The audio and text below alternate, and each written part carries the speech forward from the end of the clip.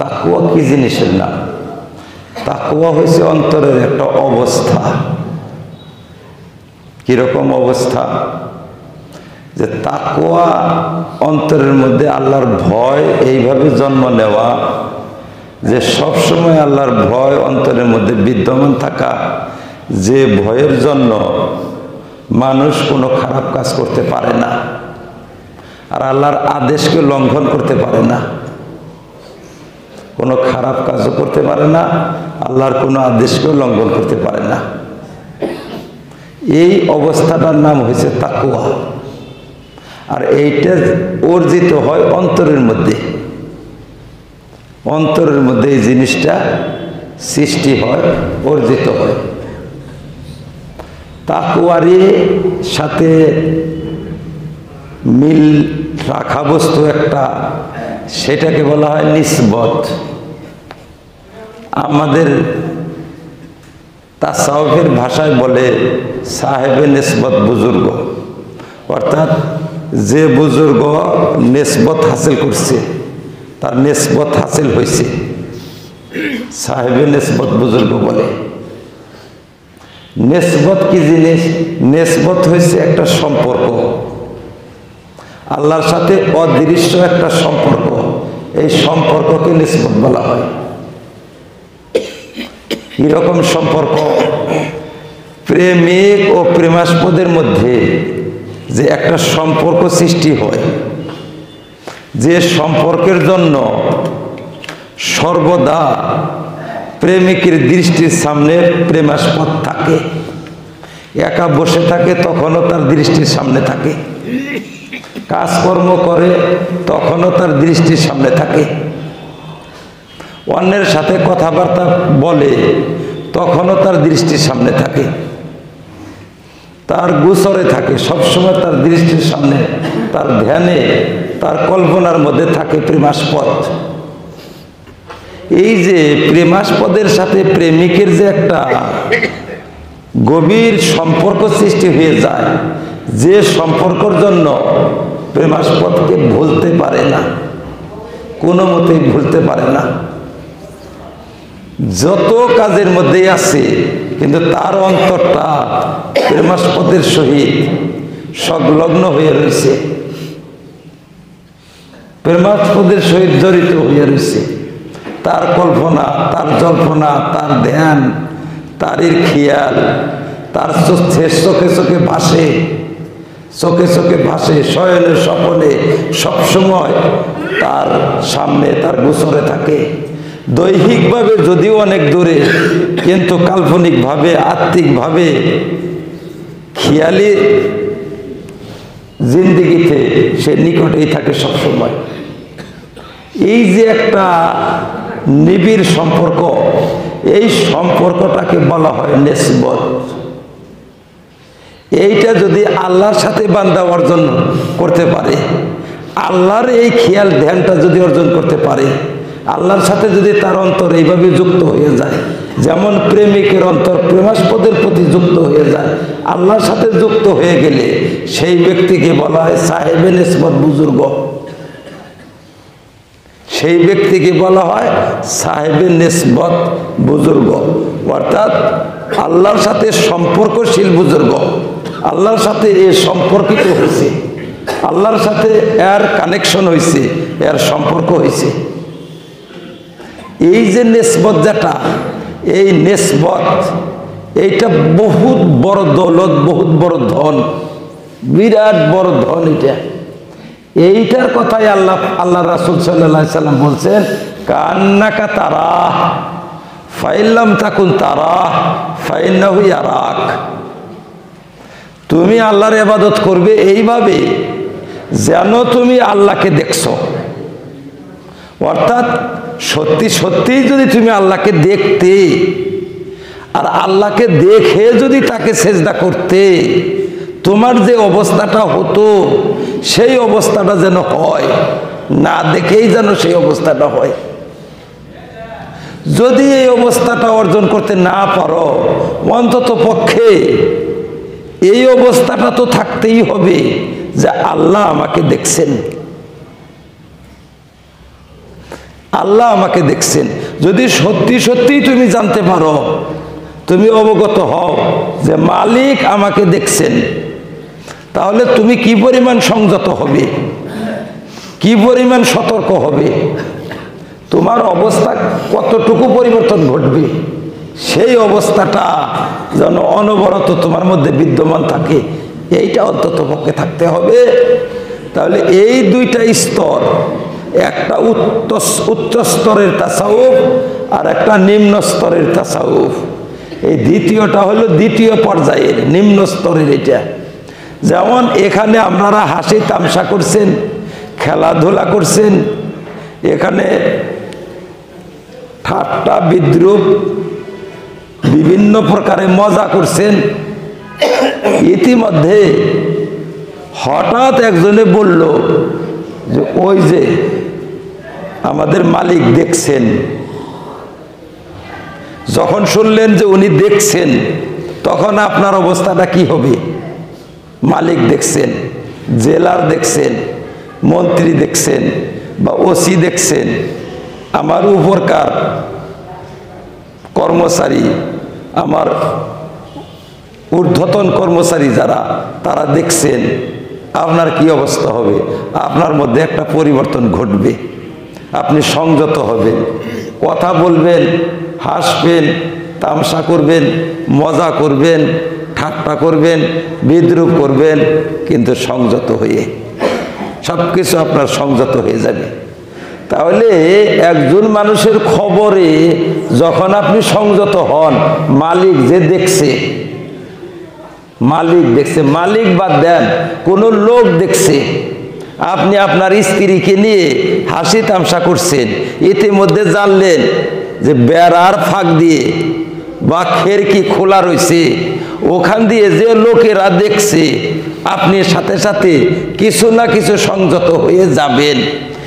একজন মানুষের সংযত, একজন মানুষের সংবাদে তুমি সংযত হয়ে যাও। ১৬ লক্ষ পয়গম্বর বলছে আল্লাহ দেখছেন।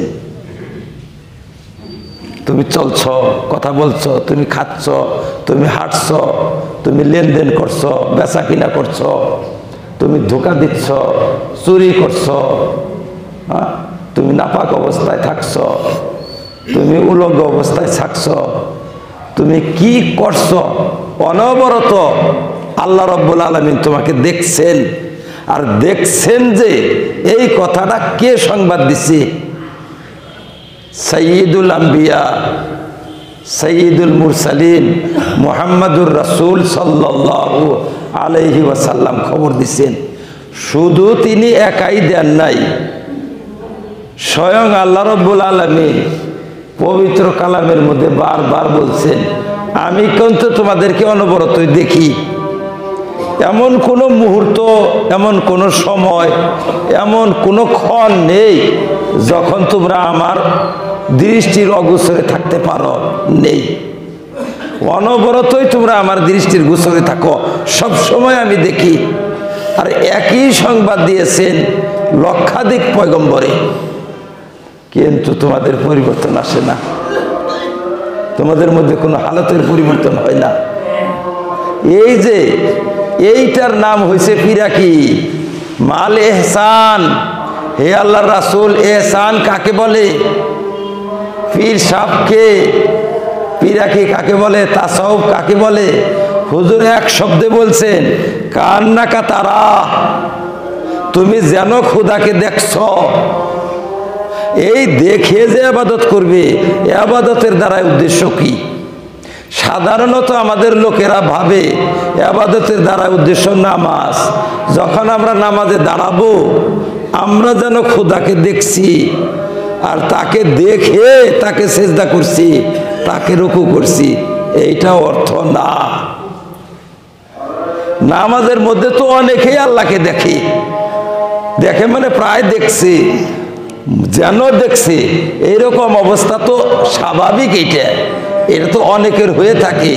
কিন্তু আল্লাহর রাসূল ইহসানের যে তারিফ করছেন, এখানে নামাজকে বোঝান নাই, জীবনের প্রতিটি কর্মের মধ্যে যখন তুমি যে কর্ম করবে সেই কর্মের মধ্যেই আল্লাহর আনুগত্য এইভাবে করতে হবে।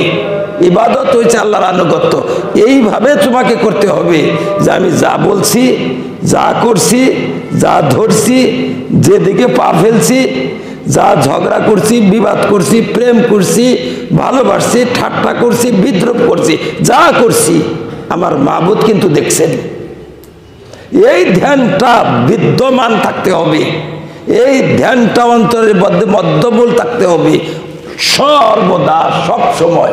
এই ধ্যান যে ব্যক্তি অর্জন করতে পারছে, স্থায়ী করবার পারছে, সেই ব্যক্তি কাদ আফলাহা মান তাযাক্কা, তার অন্তর পরিষ্কার, আর সে ব্যক্তি কামিয়াব, সে সফল। এই ধ্যানটাকেই আবার তাকওয়াও বলা হয়। তাকওয়া কি জিনিসের নাম? আল্লাহর ভয়টা অন্তরের মধ্যে এমন ভাবে উপস্থিত হয়ে যাওয়া যে সেইটা আর ছাড়ে না, সেইটা ছাড়ে না, অনবরত সেইটা আছে। যখনই কোনো কাজ করে, হারাম, তর্কে ফরজ, তর্কে ওয়াজিব, তর্কে সুন্নত, তর্কে মুস্তাহাব, বা মকরু তানজিহি, গায়রে আউলা, যে কোনো কাজ করার সময় তার অন্তর চিৎকার দিয়া উঠে, ভীত বিহ্বল হয়ে উঠে যে হায় আল্লাহ দেখছেন, আর আল্লাহর কাছে হিসাব দিতে হবে, আল্লাহর কাছে হিসাব দিতে হবে, আল্লাহ তো হিসাব নেবেন। এই জিনিসটা জাগ্রত হয়ে উঠে, ফলে তার হাত আর চলে না, অবৈধ দিকে তার হাত চলে না, তার মন চলে না, তার চোখ চলে না, তার দেমাগ চলে না, তার কান চলে না, কোনো দিকে চলতে পারে না, বন্ধ হয়ে আসে। এই জিনিসটার নাম হয়েছে তাকওয়া। তাকওয়া, যদি তোমরা তাকওয়া অর্জন করতে পারো, সফল। তাকওয়া, খোদার ভয়টা তোমাদের অন্তরে থাকা দরকার। খোদার ভয়, খোদার ভীতি, খোদা ভীতিটা অন্তরে থাকা দরকার। খোদা ভীতি কাকে বলে? খোদার ভয় বলা হয় যে তার নাফরমানি যেন হয় না, তার অবাধ্যতা যেন হয় না। তার অবাধ্যতা, তিনি যে কাজটা করতে তাকিদ করেছেন সেই কাজটা অবলীলাক্রমে আমরা ছেড়ে দিচ্ছি, অবহেলা করে আমরা পার করছি সময়। তাহলে কিভাবে তুমি খোদাকে ভয় করো? আর যেটা তিনি নিষেধ করেছেন সেইটাকে আমি অবলীলাক্রমে করে যাচ্ছি, আমি আমার অন্তরেও ভাবে না যে সুদ খাই, আমার মাবুদের কাছে তো আমাকে যেতে হবে, ওজনে কম দেই, আমার মাবুদের সাথে তো সাক্ষাৎ করতে হবে। আমি অন্যায় অত্যাচার করি, মানুষকে ঠকাই, স্ত্রীর উপর অত্যাচার করি, শ্বশুরের উপর অত্যাচার করি, বিভিন্ন অবৈধ কর্মে লিপ্ত হচ্ছি, আমার মাবুদের কাছে আমাকে হিসাব দিতে হবে। এই ভয়টা যে অন্তরে নাই, তাইলে অন্তরের মধ্যে তাকওয়া নাই। আর তাকওয়া এত বড় ধন যে তাকওয়া যদি অর্জন করতে পারে এক বান্দা, আল্লাহ রাব্বুল আলামিন কোরআনে কারীমের মধ্যে বলছেন, ইন্নামা আকরামুকুম ইনদাল্লাহি আতকাকুম, তোমাদের মধ্যে সর্বশ্রেষ্ঠ কে? কোন ব্যক্তি সর্বশ্রেষ্ঠ ব্যক্তি? মনে রেখো, আকার আকৃতিতে শ্রেষ্ঠত্ব পাওয়া যায় না, ডিগ্রিতে কোনো শ্রেষ্ঠত্ব হবে না। হাজার হাজার ডিগ্রি আছে, কিন্তু তাকওয়া নাই তোমার অন্তরে, ওই ডিগ্রির কোনো মূল্য নেই। তুমি আজদাহা আলিম হইছ, কিন্তু অন্তরে তাকওয়া নেই, ওই আলেমের কোনো মূল্য নেই। বিশ্ব আমির হয়ে গেছো তুমি, কিন্তু তোমার অন্তরে তাকওয়া নেই, এই আমিরত্বের কোনো দাম নেই। তুমি পীর সাহেব হয়ে গেছো গা, তুমি পীর সাহেব, দুনিয়ার মানুষ তোমাকে পীর সাহেব বলে, কিন্তু তোমার অন্তরে আসল যে তাকওয়া থাকা লাগে সেই তাকওয়া নেই। এরকম পীরের কোনো মূল্য নেই। ইন্নামা আকরামুকুম ইনদাল্লাহি আতকাকুম, তোমাদের মধ্যে শ্রেষ্ঠ ব্যক্তি সেই ব্যক্তি যার অন্তর বেশি ভয় করে আল্লাহকে। যার যত অন্তরের মধ্যে তাকওয়া বেশি, যার অন্তরে আল্লাহর ভয় বেশি, সেই ব্যক্তি বেশি ভালো আল্লাহর কাছে, সম্মানিত ব্যক্তি, সে শ্রদ্ধার পাত্র। যার অন্তরে তাকওয়া নেই সে ব্যক্তি শ্রদ্ধার পাত্র না। বংশ গৌরব কোনো কিছু কাজে আসবে না, ডিগ্রি কাজে আসবে না, কোন রকমের উপাধি কাজে আসবে না, এত বড় উপাধি থাকলেও কাজে আসবে না।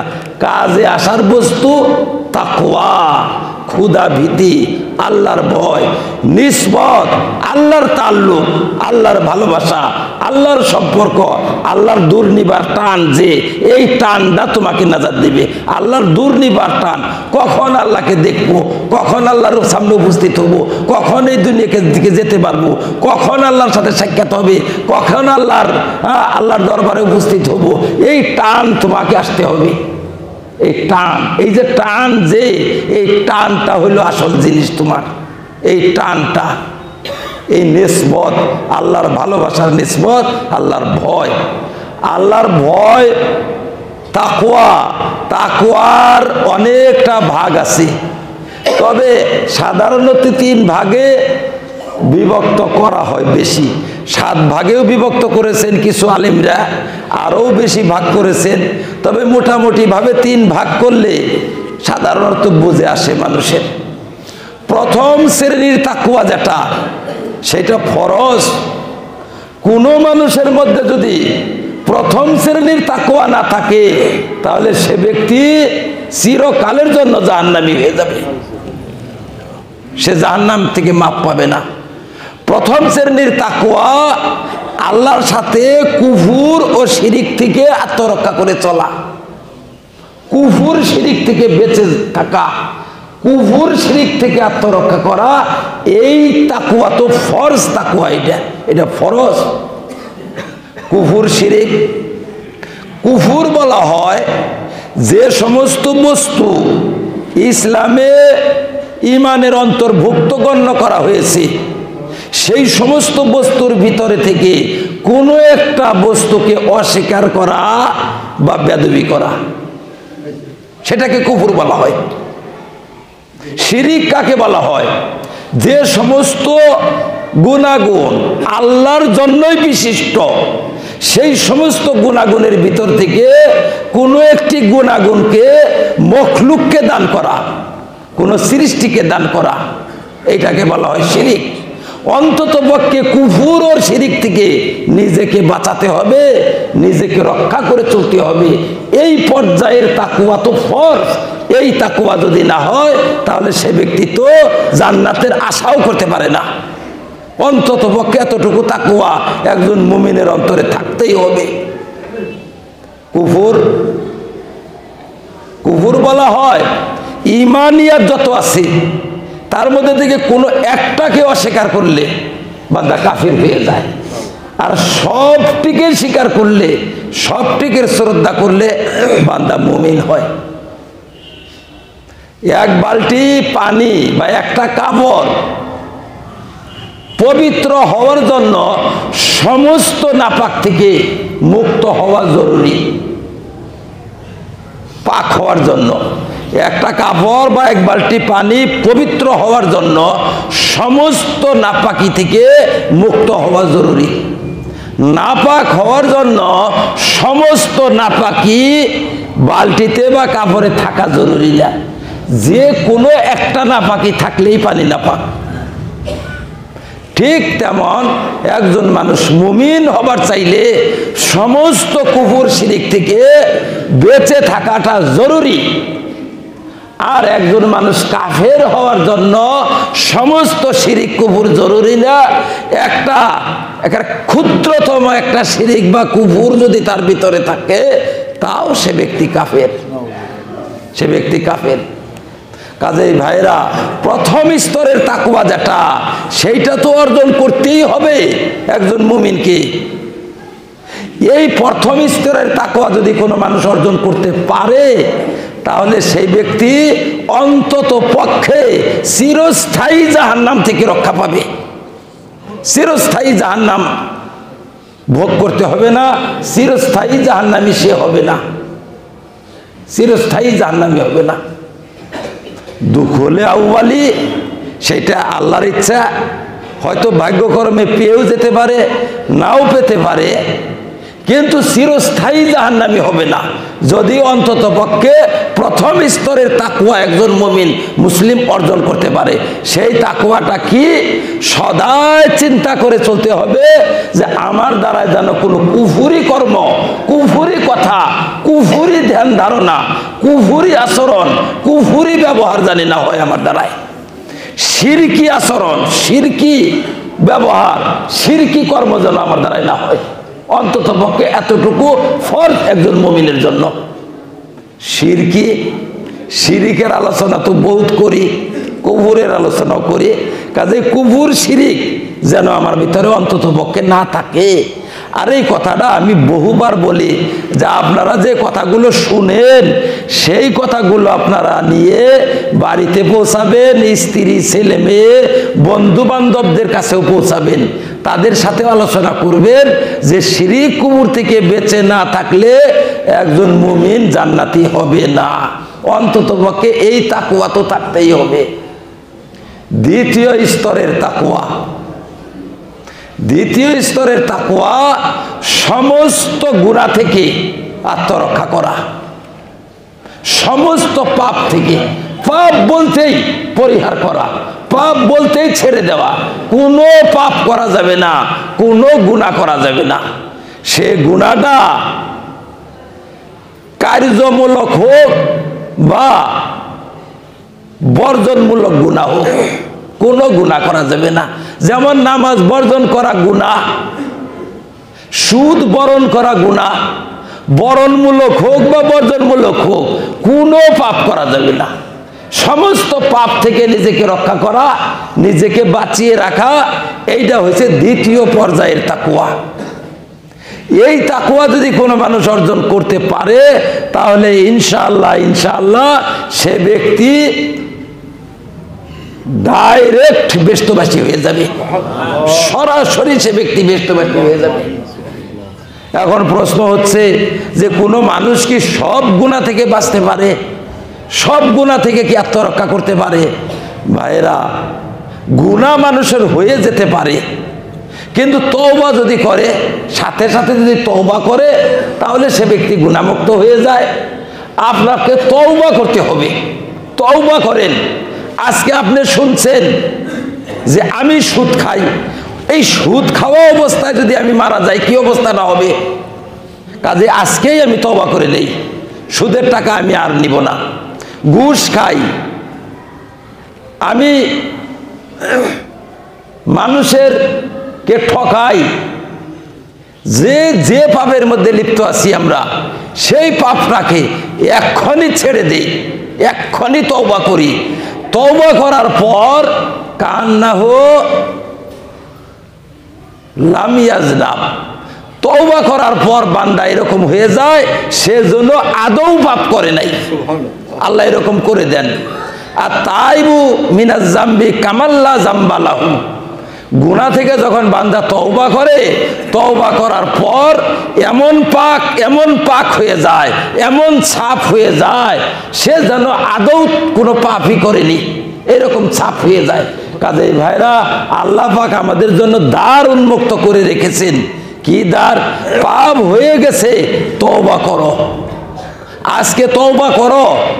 আজকে তওবা করলে তোমার সব পাপ আল্লাহ পাক ধুয়ে মুছে সাফ করে দিবেন। তওবা করো আজকে, তওবা, তওবা করো। কিরকম পাপ? পাপ বহু প্রকারের ভাইরা, বহু প্রকারের। অহংকার বশত টাকনুর তলে যদি কাপড় লটকিয়ে রাখেন, ঝুলিয়ে রাখেন, এটা পাপ, এটা পাপ। সুন্নতি মেকদার পর্যন্ত দাড়ি বর্ধিত হওয়ার আগে যদি দাড়ি কাটেন, এটা পাপ। এরকম পাপ তো চোখের দ্বারায়, কানের দ্বারায়, নাকের দ্বারায়, হাতের দ্বারা, পায়ের দ্বারা, দেমাগের দ্বারা, বিভিন্ন অঙ্গ প্রত্যঙ্গের দ্বারা, মুখের দ্বারা বিভিন্ন রকমের পাপ আছে। পাপ থেকে তওবা করলে আল্লাহ পাপ ছাপ করে দেন, আল্লাহ ছাপ করে দেন পাপকে। এইটা হলো দ্বিতীয় পর্যায়ের তাকওয়া। তৃতীয় পর্যায়ের, তৃতীয় স্তরের তাকওয়া, যেটা এর চেয়েও বড়। তৃতীয় স্তরের তাকওয়া হচ্ছে যে পাপ তো পাপ, সন্দেহজনক বস্তু থেকে আত্মরক্ষা করা। এটা বহুত উচ্চ স্তরের তাকওয়া, বহুত ঊর্ধ্বের তাকওয়া। এটা বুজুর্গ যারা দুনিয়াতে, আল্লাহওয়ালা যারা, যারা আল্লাহর ওলি শেখ মাশায়েখ তাদের তাকওয়া হয়েছে সন্দেহযুক্ত বস্তু, শুভযুক্ত বস্তু থেকেও তারা আত্মরক্ষা করে চলেন। যেখানে সন্দেহ, সন্দেহ কাকে বলে? যে আসলে নিষিদ্ধ কাজ না এটা, কিন্তু এইটা করবার গেলে নিষিদ্ধ কাজ হয়ে যেতে পারে, এখানে গেলে পাপে জড়িত হয়ে যাওয়ার সম্ভাবনা আছে, এইটা খাইলে নিষিদ্ধ বস্তু হঠাৎ পেটে যাইতে পারে, এইরকম সন্দেহ যেখানে আছে সেখানে থেকেও তারা আত্মরক্ষা করে চলেন। সন্দেহযুক্ত বস্তু তারা খান না, সন্দেহযুক্ত বস্তু তারা বরণ করেন না, সন্দেহযুক্ত জায়গায় তারা থাকেন না। সন্দেহ থেকে নিজেকে বাঁচান, শুভ থেকেও নিজেকে বাঁচান, সম্ভাবনা থেকেও নিজেকে বাঁচান। কি জানি এখানে গেলে হঠাৎ পাপ হয়ে যেতে পারে, ওই জন্য সেখানেও তারা যান না। আমাদের বাঁশকান্দি হুজুরের সাথে অনেক দিন থাকার সৌভাগ্য আল্লাহ পাক দিছিলেন, থাকছি দেখছি কোনো একজন গায়ের মাহরাম মেয়েকে দেখা তো দূরের কথা, একটা মেয়ের আওয়াজ আসলে বা তার ছায়া সামনে দিয়ে গেলে হুজুরের পেটে বিষ ধরে গেত গা, পেটের বিষ ধরে গেছে। এটা কিসের বিষ ধরে? শরীরটা এত নাজুক হয়ে গেছে, মেজাজটা এত নাজুক হয়েছে যে শরীয়ত বিরোধী কোনো কর্মকেই সহ্য আর করতে পারে না, বরদাস্ত করতে পারে না, সহ্য করতে পারে না। একদম কোনো দিন কোনো পরনারীর সাথে দেখা করা, সাক্ষাৎ করা, তাদের কথা শোনা, তাদেরকে ঘরে আসতে দেওয়া, তাদের ঘরে যাওয়া, এমন যে পর্দা করতে পারে, এমন পর্দা, এত মজবুত পর্দা। যারা বাঁশকান্দি হুজুরকে দেখছেন, মন্ত্রী, একটা মন্ত্রী আসতো হুজুরের সাথে দেখা করতে পারতো না, মন্ত্রী এইসব দেখা করতে পারতো না। আনোয়ারা টাইমুর ছিল, হুজুরের সাথে দেখা করতে পারতো না। তারা আসতো, ইন্দিরা গান্ধী আসতো, হুজুরের সাথে দেখা করতে পারতো না। সোনিয়া গান্ধী আসতো, হুজুরের সাথে দেখা করতে পারতো না। আনোয়ারা টাইমুর আসতো, আরো কত নেত্রীরা আসছে, দেখা করতে পারতো না। তারা আসতো, তারা জানতো যে হুজুরের ওখানে গেলে পর্দা করতে হবে। তারা পর্দা একদিকে তো তারা নিজেরা পর্দা কইরা, আবার অপর দিকে এরকম পর্দা টানাইয়া দিয়ে পর্দার এই পাশে থাইকে হুজুরের সাথে আলাপ আলোচনা করতো, কথা বলতো, পর্দার অপর পাশে থাইকে। এই যে এইটাকে বলা হয় এত এত পরহেজগারি, এত পরহেজগারি যে সন্দেহযুক্ত বস্তু থেকে নিজেকে বাঁচায় রাখে তারা। তারই একটা দৃষ্টান্ত হযরত ইমাম আবু হানিফার জীবনীতে পাওয়া যায়। হযরত ইমাম আবু হানিফা রহমতুল্লাহ আলাইহি এক বন্ধুকে নিজের কাপড়ের থান, কতগুলা থান বিক্রি করার জন্য দিয়েছেন। আর একটা থানের মধ্যে একটা দোষ আছে, সবটি থানের মধ্যে না, একটা থানের মধ্যে একটু দোষ আছে। আর বন্ধুকে বলে দিয়েছেন যে দেখো, এই যে এই থানটার মধ্যে একটু দোষ আছে, এই দোষটা দেখাইয়া বিক্রি করো, না দেখাইয়া না, দোষটা দেখাইয়া দিও যে এখানে একটুকে দোষ আছে, নিলে নিবে, না নিলে না নিবে, কিন্তু দোষ গোপন করে বিক্রি করো না। এটা বারবার বলে দিয়েছেন, কিন্তু ভুল ক্রমে বন্ধু কথাটা ভুলে গেছেন। ভুলে যাওয়ার পর সমস্ত থান বিক্রি দিচ্ছেন। যখন হযরত ইমাম আবু হানিফা রহমাতুল্লাহ আলাইহির সাথে সাক্ষাৎ হয়েছে, প্রথমেই জিজ্ঞাসা করছেন কাপড় সবটি বিক্রি করেছ? বলে হ্যাঁ বিক্রি করেছি। একটা থানের মধ্যে যে একটা দোষ ছিল ওইটা দেখাইয়া দিছ? ও, এই কথাটা তো আমার মনে নাই। বলে তাইলেই করো, ওই থানের পয়সাটা আমাকে দেখাও, কোন পয়সা? বলে পয়সাও তো ওইটা চিনবিন নাই, পয়সাও মিশ্রিত হয়ে গেছে। কারণ যখন আমি নির্দিষ্ট করে দোষটাই দেখাই নাই, তখন কোন থানের দোষ ছিল আর কোন থানের কোন দাম, কোন থানের কোন পয়সা, ওগুলার চিন নাই, সব মিশ্রিত। না দাম বলতে পারবো, না টাকা আলাদা করতে পারবো, কোনো উপায় নাই, এরকম হয়ে গেছে। হযরত ইমাম আবু হানিফা রহমাতুল্লাহ আলাইহি বললেন কি করা যাবে এখন, উপায় কি? কারণ যে থানটা তুমি দোষযুক্ত বিক্রি করেছ, ক্রেতাকে দেখাইলে সে নিত কি না বলা তো যায় না। এরকমও তো হইতে পারতো যে না এই দোষ আছে আমি নিব না, কি জানি দোষটা মেনে নিতেও পারতো। সন্দেহ এসে গেল, তুমি তো দোষটা দেখাও নাই, সন্দেহ এসে গেল। কাজে ওই টাকাটা তো আর আমি খাইতে পারি না, ওই থানের টাকাটা আমি খাইতে পারি না, আমি ব্যবহার করতে পারি না।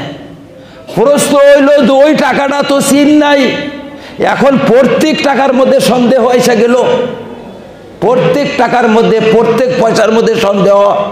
কাজেই এই তুমি যে থানগুলো বিক্রি করছো, গাড়ি ভর্তি কাপড় বিক্রি করছে, এই গাড়ির টাকা আমার জন্য ভক্ষণ করা সম্ভব না। টাকা ছিল কত? 70,000 দিরহাম, 70,000 দিরহাম ছিল। আর 70,000 দিরহাম, এক দিরহামে 300 টাকা হয়। এক দিরহামে যদি 300 টাকা হয়, 70,000 দিরহামে কত টাকা? সেই টাকা সম্পূর্ণ টাকা বললেন দিয়ে দাও ফকিরদের মধ্যে, গরিবদের মধ্যে বিল করে দাও, বন্টন করে দাও। এটা সম্ভব না, এটা ভক্ষণ করা সম্ভব না, এই টাকা রাখা সম্ভব না। এইটা হয়েছে সর্বোচ্চ স্তরের তাকওয়া, উচ্চ স্তরের তাকওয়া। সন্দেহের সন্দেহ যেটা, সেইটার থেকে তারা আত্মরক্ষা করেন। সেই ইমামের অনুসারী আমরা। ইমাম আবু হানিফা রাহমাতুল্লাহ আলাইহি সাধারণ মানুষ তিনি ছিলেন না, বহুত বড় মহামানব ছিলেন, বহুত বড় মানুষ ছিলেন, বহুত বড় তাকওয়াওয়ালা ছিলেন।